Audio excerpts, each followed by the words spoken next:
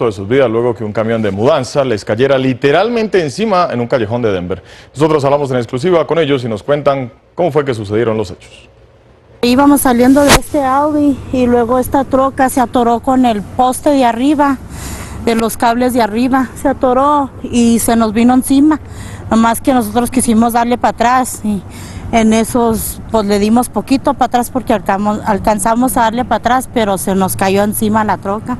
Por poco nos machuca, pero no nos machucó y ya gracias a Dios que estamos bien. Nadie resultó afortunadamente herido en el accidente y la responsabilidad fue del conductor del camión.